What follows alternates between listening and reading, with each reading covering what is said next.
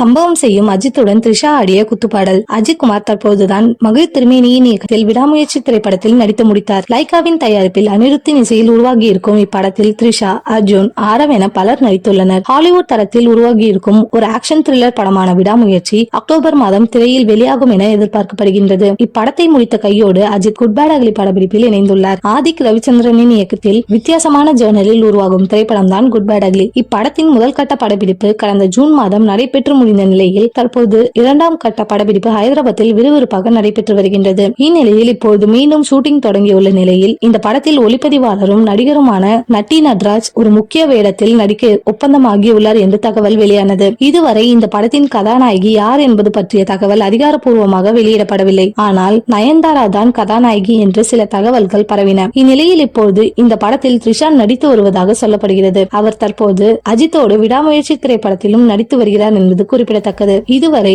வெளியான அஜித்தின் படங்களிலேயே முற்றிலும் வித்தியாசமான ஒரு படமாக குட் பேட் அக்லி படம் இருக்கும் என எதிர்பார்க்கப்படுகின்றது. மேலும் குட் பேட் அக்லி திரைப்படத்தில் அஜித் 3 கதாபாத்திரங்களில் நடிப்பதாகவும் தகவல்கள் வந்தன.